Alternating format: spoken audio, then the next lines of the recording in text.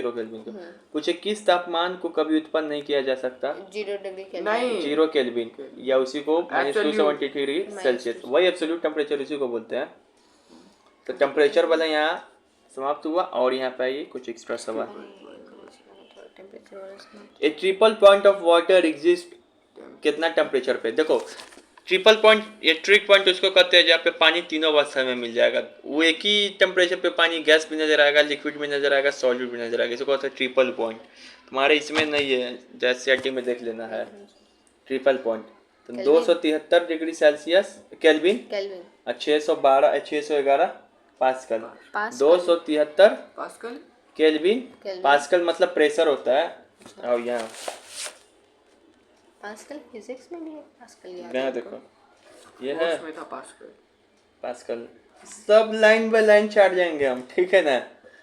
तो तुम देखो पास्कल पूछेगा किसका ऐसा यूनिट है तो क्या बोलोगे? प्रेशर का। पास्कल किसका ऐसा यूनिट है? प्रेशर का। अब तुमसे देखो 1 एटमॉस्फेयर पूछता है, 1 एटीएम मतलब 1 एटमॉस्फेयर का वैल्यू कितना होता है? तो तुम इसको लिख लोगे कॉपी में 1.01 × 10⁵ पास्कल। 1 एटीएम का वैल्यू कितना होता है? 1.01 × 10⁵ पास्कल एटीएम पास्कल, ठीक है।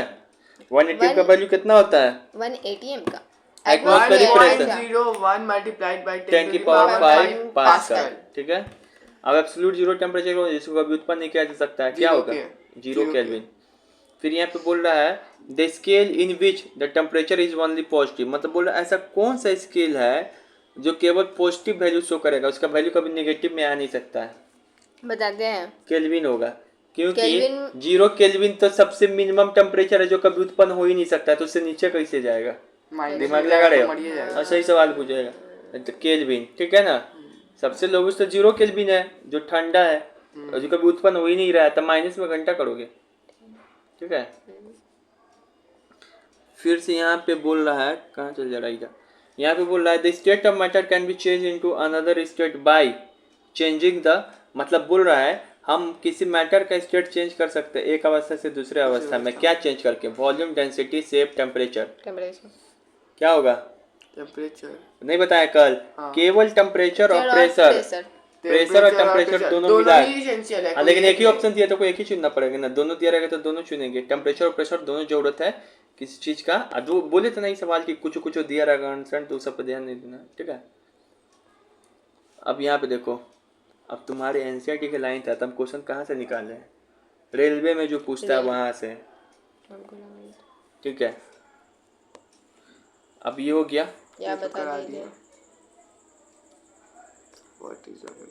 What is meaning of the point of water. अच्छा मेल्टिंग, अच्छा यहाँ पे है ना कुछ डेफिनेशन हम सब पढ़ा दिए, डेफिनेशन तुमको याद करना होगा, एग्जाम में पूछेगा।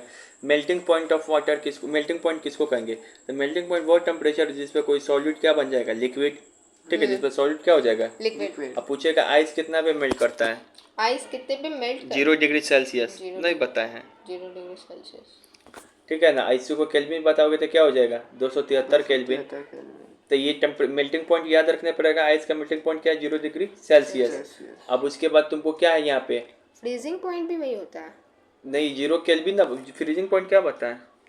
नहीं तो हम सोच रहे फ्रीजिंग पॉइंट क्या। अच्छा मुझ पर देखते हैं, ये डेफिनेशन याद रहेगा ना? हाँ। ठीक है, ये डेफिनेशन याद रखना है तुमको, तुम भूल भी जाओगे कोई दिक्कत, तुम्हारा एग्जाम में इतना ईजी नहीं आएगा।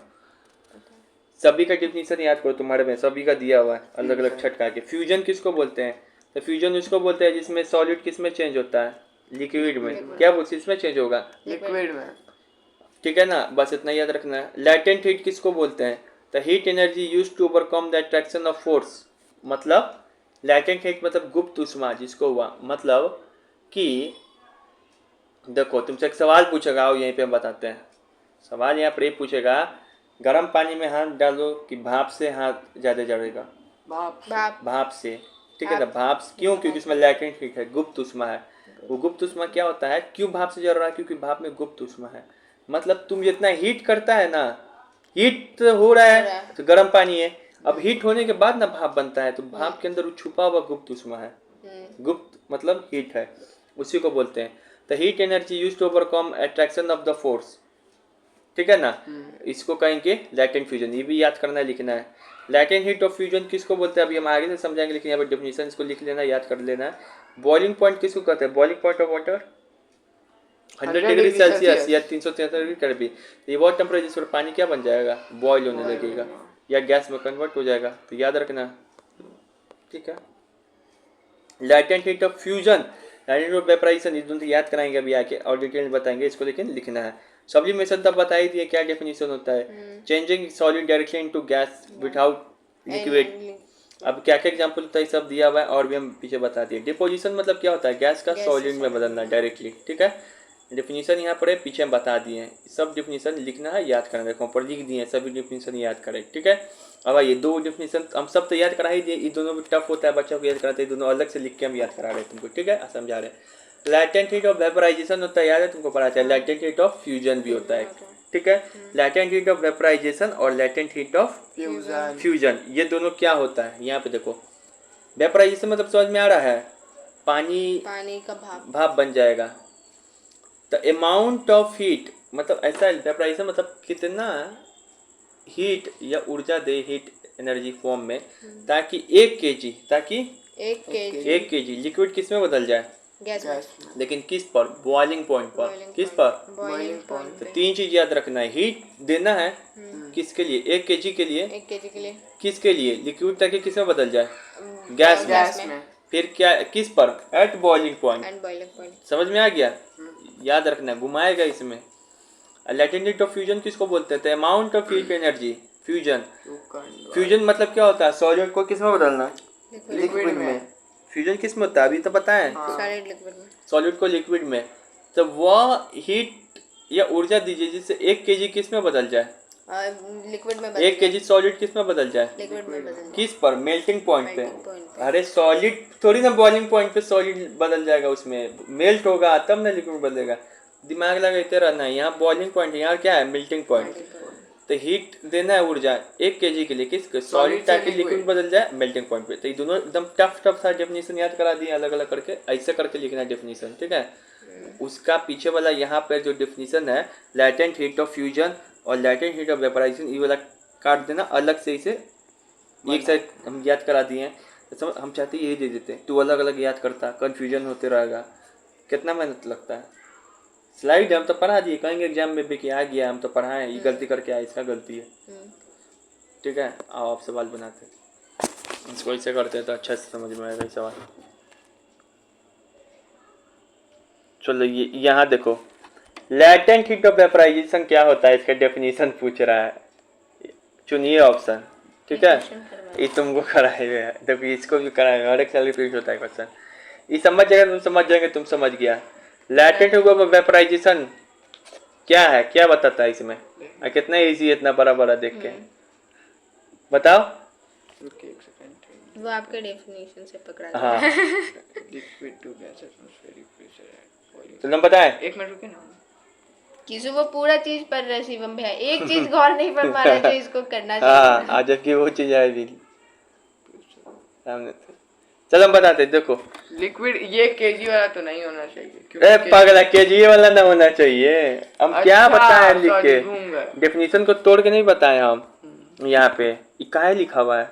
ये खाली रटने के लिए लिखा हुआ है, ये समझाने के लिए नहीं लिखा हुआ है। तो ये सब चीज पकड़ना रहता है इसे सवाल में कि 1 kg वेपराइजेशन बोल रहा है, मतलब 1 kg वेपराइजेशन मतलब क्या? 1 kg को क्या? लिक्विड को गैस में बदलना है, प्लस किस पे? एट बॉइलिंग पॉइंट पे। तो पहले इसी से समझ में आ जाना चाहिए कि ई तो ग्राम दिया, ई कट गया सही, ई लीटर दिया कट गया सही, मिलीलीटर दिया कट गया सही, ये 1 kg दिया तो यही होगा। लेकिन और भी अगर 1 kg दे रहा था तो हम क्या चेक करते कि बॉइलिंग पॉइंट दिया है कि नहीं। बॉइलिंग पॉइंट भी दिया तो हम लोग क्या चेक करते कि लिक्विड से गैस दिया है कि नहीं। समझ में इतना टफ क्वेश्चन ऐसे निकलता है, इसको तोड़ा गया है पूरा, बंद समझाया गया है। जाके यूट्यूब पे भी पढ़ लेना एक बार, नहीं समझाएगा कोई ऐसे, नहीं इतना बढ़िया क्वेश्चन कराएगा। Latent heat of dash is the heat energy required to change 1 kg liquid to gas at atmospheric pressure at boiling point. मतलब बोला लैटेंट हीट ऑफ क्या? दो चीज होता है, एक वेपराइजेशन पढ़ा, एक फ्यूजन बताए, ये दोनों तो होगा ही नहीं। तो क्या कौन सा वाला आंसर होगा? तो फिर बोल रहा है 1 kg, ठीक है, बॉइलिंग पॉइंट पे बोल रहा है, ठीक है। बॉइलिंग 1 kg बॉइलिंग पॉइंट पे बोले, लिक्विड से गैस बोले तो क्या होता है? वेपराइजेशन। वेपराइजेशन। नहीं दिमाग खुल रहा है। हाँ केशव का दिमाग। अब यहाँ पे देखो, the specific latent heat of vaporisation of a substance quantity that needed. एक होता है स्पेसिफिक हीट ऑफ विशिष्ट गुप्त ऊष्मा, ये तुम्हारे लिए नहीं है, बुक में नहीं दिया है, वही दोनों दिया हुआ था, लेकिन हम पढ़ा दिए, ये भी मिलता जुलता शब्द है, तुमको सीखना है तुम सीख लो, ठीक है ना। मतलब किसी भी चीज को, लिक्विड को वॉल्यूम में बदलना बिना टेम्परेचर के, ऐसे तुम भी सीख लो, ये सब कॉन्सेप्ट है। अगर देखो क्या होता है ना, तुम कोई भी चीज का, अगर कोई सॉलिड है ना, वो लिक्विड में बदल रहा है, तो जब जब स्टेट चेंज हो जाएगा ना एकदम, मतलब इसको बदल रहे टेम्परेचर बढ़ा रहे तो लिक्विड में बदल गया। जब स्टेट चेंज हो जाए तो उसके बाद टेम्परेचर क्या हो जाता है, कांस्टेंट हो जाएगा। बहुत भयानक सवाल आएगा इसके ऊपर, याद रखेंगे। जब स्टेट चेंज होता है, किसी मैटर का स्टेट चेंज होगा तो उस समय टेम्परेचर क्या हो जाता है, कांस्टेंट। टेम्परेचर क्या होता है, कांस्टेंट। जब स्टेट चेंज होने वाला रहता है, जब मतलब होते रहता है, उस समय टेम्परेचर कांस्टेंट नहीं रहता है, और जब हो जाएगा तो क्या हो जाएगा, कांस्टेंट। ठीक है, तो क्या होगा, liquid to vapour without change of temperature. देखो स्टेट चेंज हो रहा है लिक्विड से वेपर, लेकिन टेम्परेचर में चेंज नहीं हो रहा है। नहीं होगा। तो स्टेट चेंज के समय टेम्परेचर चेंज होता है, हाँ तो नहीं होता है। ये बीबीआई पॉइंट है, रख लो, याद रख लो, नहीं होता है। अभी नहीं बताया, और भी आगे बताएंगे, अभी तो शुरुआत वही वाला point. Latent heat of vaporisation of a substance, मतलब बोल रहा है एक लैटेंट हीट ऑफ वेपराइजेशन है, एक लैटेंट हीट ऑफ फ्यूजन है। तो इन दोनों में से कौन बड़ा होता है, किसका वैल्यू बड़ा होगा, फ्यूजन का कि वेपराइजेशन का? बताते हैं वेपराइजेशन। वेपराइजेशन का होगा। पूछो क्यों? वेपराइजेशन में किस में बदलते हैं, लिक्विड को गैस में, और इसको किस में बदलते हैं, लिक्विड को सॉलिड को लिक्विड में। तो इसमें जितना हीट देना पड़ेगा ना, उससे ज्यादा हीट इसमें देना पड़ता है, गैस को मतलब लिक्विड को गैस में बदलने के लिए। ठीक है, पानी 73 होता है, पानी तुमको पढ़ा भी नहीं है, तुमको भी पढ़ा है, पानी जल्दी गर्म होता है नहीं, और जब हो जाएगा तो ठंडे नहीं होगा। सॉलिड तुम इसको गर्म करेगा तुरंत गर्म हो जाएगा, हीट करेगा तुरंत, ऐसे करेगा गर्म हो जाएगा, तावा तुरंत गर्म हो जाता है। पानी रख के देख लें, तुम बीच में भी हाथ घुमाएगा ना 1 मिनट बैठ, तो तुमको कुछ नहीं होगा। ठीक है, तो इसी कारण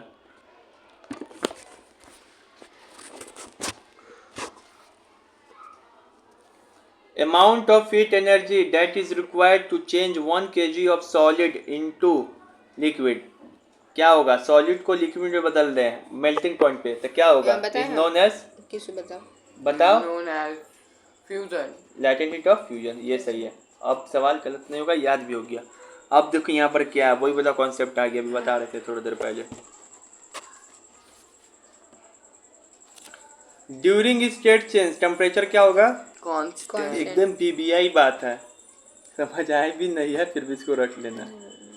स्टेट चेंज के समय क्या होगा, कांस्टेंट हुआ टेम्परेचर। अवस्था परिवर्तन के समय हमेशा याद रखेंगे तापमान क्या रहेगा, नियत स्थिर रहेगा। मतलब कोई सॉलिड है, आइस, उसको बदल दिए लिक्विड में, मतलब वाटर में, तो इस दौरान इसके बीच में क्या होगा, टेम्परेचर कांस्टेंट रहेगा, कांस्टेंट होगा। अवस्था परिवर्तन के दौरान क्या होता है, तापमान टेम्परेचर कांस्टेंट। कांस्टेंट। अब आओ इस पर सवाल पूछता है,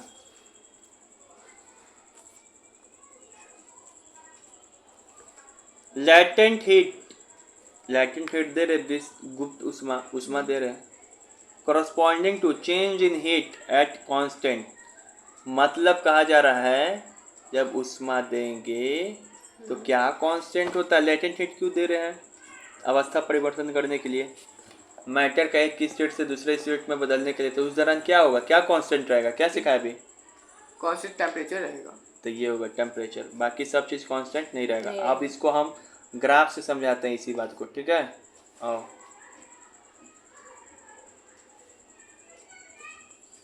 अब जैसे कि सॉलिड है, सॉलिड बदलेगा किस में, टेम्परेचर देते जाएंगे, एक समय आएगा इसका अवस्था चेंज, तुम देगा इसको तो थोड़ी ना तुरंत पिघल जाएगा, पिघलने में समय ना लगता है, टेम्परेचर बढ़ा रहा, फिर ऐसे टेम्परेचर आएगा कि अब वो पिघल जाएगा।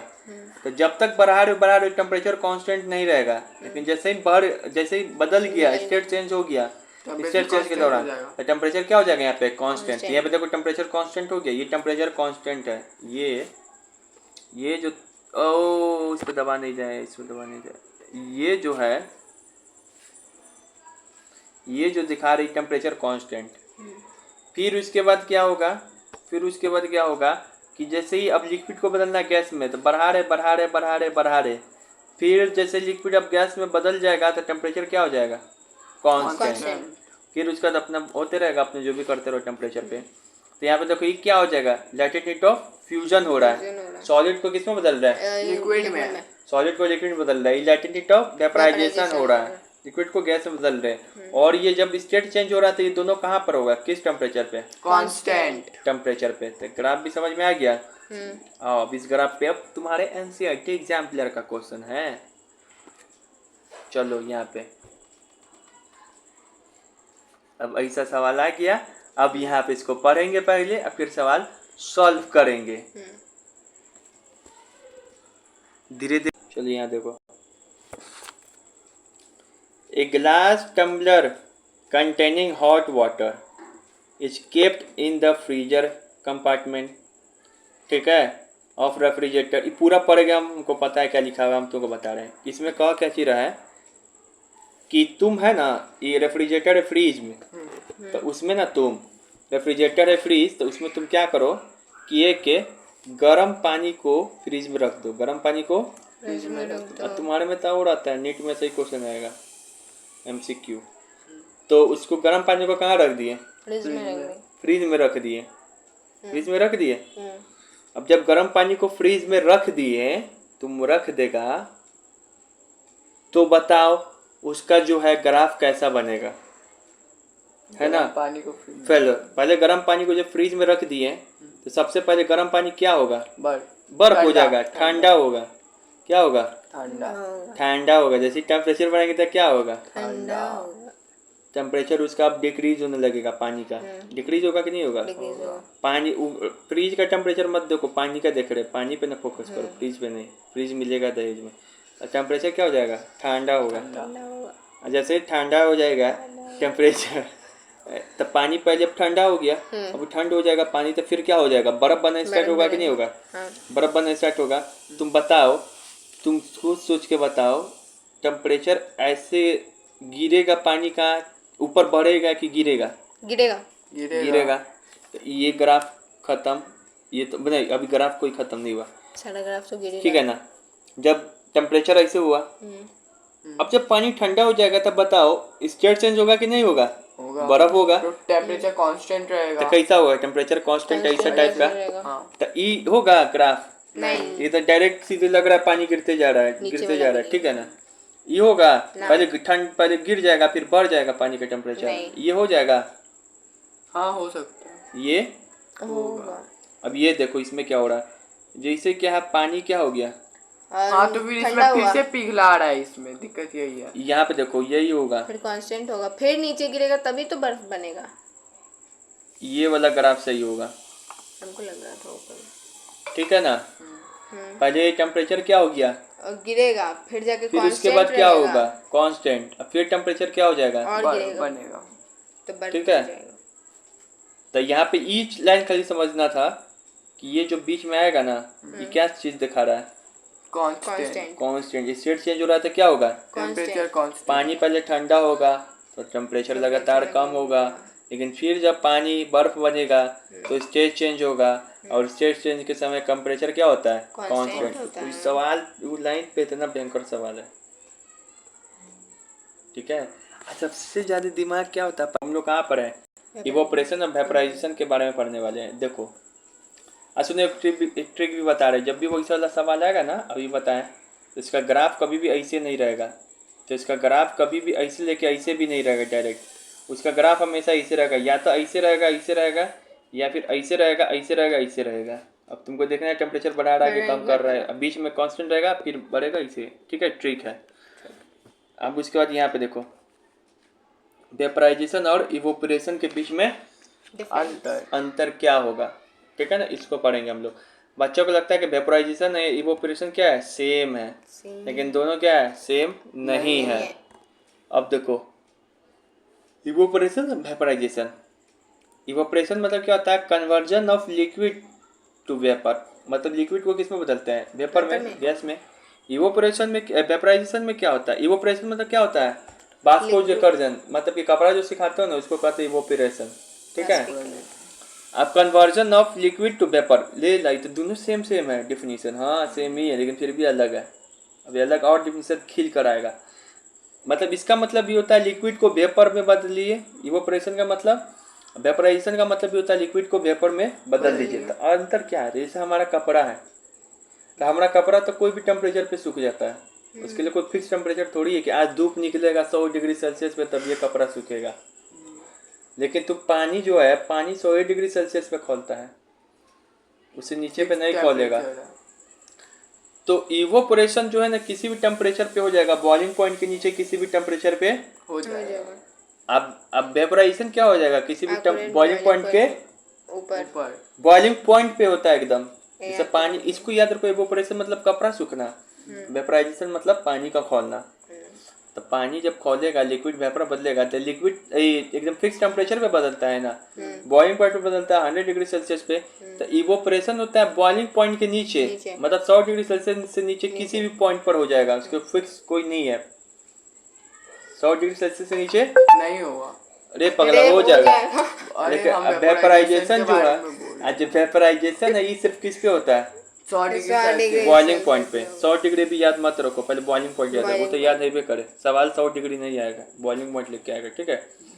तो इसका डेफिनेशन क्या होगा? Process by which liquid change to its vapour at temperature below the boiling point. याद हो गया?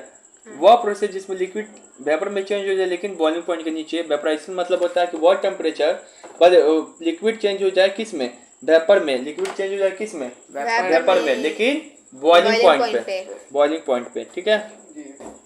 जल्दी लगा क्या होना। अब यहाँ पे देखो, take place at any boiling point below the boiling point, कौन होगा? इवोपोरेशन।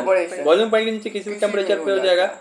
और वेपराइजेशन जो है एकदम बॉइलिंग पॉइंट पे होगा। हाँ, तुम्हारी से बच्चा आया था, ये बात तुम सही बोले, हम बात कहने वाली भी थे। एग्जाम में एक बार क्वेश्चन आया था कि इवोपोरेशन के ऊपर, तब उसमें दिया हुआ था कि बिलो द बॉइलिंग, सॉरी, इस पर दिया हुआ था एट बॉइलिंग पॉइंट, फिर से दिया हुआ था कि एबव द बॉइलिंग पॉइंट, फिर वो ऑप्शन दिया हुआ था क्या चीज? एबव द बॉइलिंग पॉइंट, फिर वो दिया हुआ था नॉन ऑफ द एबव, फिर कैन नॉट बी से। ऐसे 4 वो ऑप्शन था। तो बच्चा को ऐसे समझा कि जिंदगी भर उसको याद रह गया। वो मार के आया था वह above the boiling point, above the boiling point. अरे पगला, कप 100 डिग्री सेल्सियस पे पानी खोल देता है, कपड़ा पसारेगा तो कपड़े जड़ जाएगा उससे ऊपर पे। दिमाग नहीं लगा रहा। तो ये हमेशा बॉइलिंग पॉइंट के नीचे होता है, और वो क्या होता है? बॉइलिंग पॉइंट के ऊपर होगा। ऊपर बॉइलिंग पॉइंट पे, ऊपर नहीं, बॉइलिंग पॉइंट पे होगा। समझ में आ गया? आप दिमाग खुला, ठीक है ना। और जो इवोपोरेशन होता है स्लो एंड साइलेंट प्रोसेस है, कपड़ा तुरंत सूख जाएगा नहीं। लेकिन जो वेपराइजेशन एकदम क्विक फास्ट प्रोसेस है, ठीक है ना। अब उसके बाद जो है ये जो इवोपोरेशन होता है take place only at the surface of liquid, लेकिन जो वेपराइजेशन होता है take place over entire mass of liquid. इसका मतलब क्या हो गया? जैसे पानी है, ठीक है ना, पानी है तो पानी का बहुत सारा मॉलिक्यूल्स है, ठीक है ना। तो अगर इवोपोरेशन होगा ना, इवोपोरेशन होगा मतलब जो बॉइलिंग पॉइंट से नीचे होता है, बॉइलिंग पॉइंट से नीचे होता है, तो थोड़ा ही तो गर्मी मिलेगा, ऊपर वाला छटपटाया रहता है, हमको भागो भागो भागो, हमको उड़ना है उड़ना उड़ना उड़ना उड़ना, तो ऊपर ऊपर हो जाता है, ठीक है ना। लेकिन जो बॉइलिंग होता है, अब पानी जैसे गर्म करते हो तो पानी नीचे भी गर्म होता है, ऊपर भी, सब जगह समान रूप से गर्म होता है। बॉइलिंग में वाटर का मॉलिक्यूल्स क्या होता है? इंटायर पार्टिसिपेट करता है, लेकिन इवापोरेशन में सिर्फ ऊपर ऊपर, ठीक है ना, ऊपर वाला मॉलिक्यूल्स। यानी कि सरफेस वाली घटना कौन है? इवापोरेशन। इंटायर लिक्विड में कौन होता है? वेपोराइजेशन, ठीक है। अब यहाँ पे देखो, rate of evaporation depends on, ये बड़ी इंपॉर्टेंट है। इवापोरेशन का रेट किस पे डिपेंड करता है, ठीक है ना।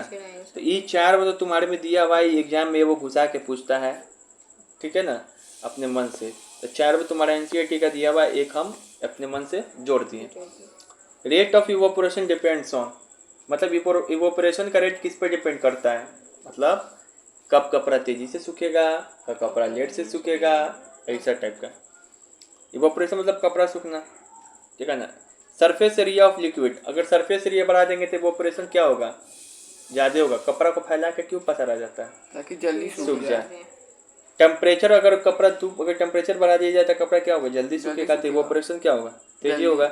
विंड स्पीड, जहाँ हवा बह रहा है तब पंखा में नहीं कपड़ा को रख सूख देता जाता है, जल्दी तो सूख विंड जाता है। स्पीड भी अगर बढ़ जाएगा ना हवा तो का, इवोपोरेशन जल्दी होगा।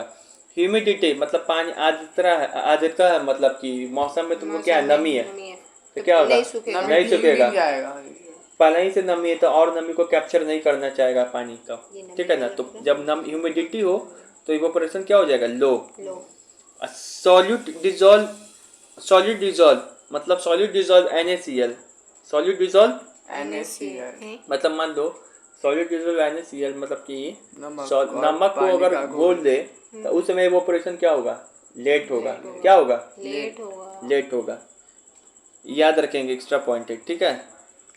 अब प्रेशर बढ़ा देंगे तो इवोपोरेशन क्या होगा, प्रेशर जल्दी। बढ़ा देंगे, लेट होगा।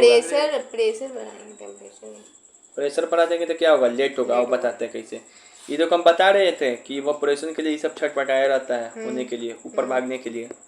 और ऊपर से प्रेशर और ऊपर से प्रेशर अब बढ़ा ही दे रहे थे, इसको कर बैठ बैठ नीचे बैठ, उड़ने ही नहीं देंगे तुमको। देखो फिगर बनाए हुए यहाँ पे। तो if pressure high the pressure putting down water molecules to escape, जो स्केप होना चाह रहा है, उड़ना चाह रहा है, उसको क्या करेगा, डाउन। तो स्टॉर्म और often high pressure system that prevents the evaporation. जब स्टॉर्म वगैरह भी आता है तो उसमें प्रेशर समुद्र में ज़्यादा हो तो उसमें इवोपोरेशन क्या होगा, कम होगा। समझ में आ गया। तो याद यहीं पे रखना है कि कुछ भी कर दो इवोपोरेशन बढ़ेगा। 2 चीज़ में 3 चीज़ में घटता है, जब हवा में नमी हो, ह्यूमिडिटी, जब सॉल्यूट डिसॉल्व कर दे और प्रेशर बढ़ा दे, ठीक है। ये हो गया इवोपोरेशन और वेपराइजेशन के बीच में अंतर। अब यहाँ पे ऐसे एग्जाम में पूछेगा डिफरेंस बिटवीन इवोपोरेशन वेपराइजेशन, क्या ऐसा दिया है सीक्वेंस तुम्हारे बुक में, नहीं ना, तो कहाँ से होता है। तो मिल भी नहीं रहा बेचारा। वेपराइजेशन अभी दिखाएंगे, मिलेगा, ठीक है। कहीं पर वो शब्द सिर्फ लिखा होगा। चलो, which of the following phenomena occurs only at the surface of the liquid, केवल हाँ सेम क्वेश्चन आप पहले कराए। इवोपोरेशन हाँ, occur at temperature below its boiling point, boiling point से नीचे टेम्परेचर पे कौन सा घटना होगा, evaporation. Vaporisation of water occurs at, vaporisation of water किस पे होता है, बॉइलिंग पॉइंट पे, बॉइलिंग पॉइंट से एट बॉइलिंग पॉइंट, ठीक है ना। तो यहाँ पे बिलो बॉइलिंग पॉइंट हो गया इवोपोरेशन। बिलो बॉइलिंग पॉइंट किसी भी टेम्परेचर पे, कोई फिक्स नहीं है। बिलो बॉइलिंग पॉइंट है 100 से नीचे किसी भी टेम्परेचर पे, एवब नहीं होना चाहिए, नहीं होना चाहिए। अब यहाँ पर क्या हुआ, पहला चैप्टर खत्म हुआ है।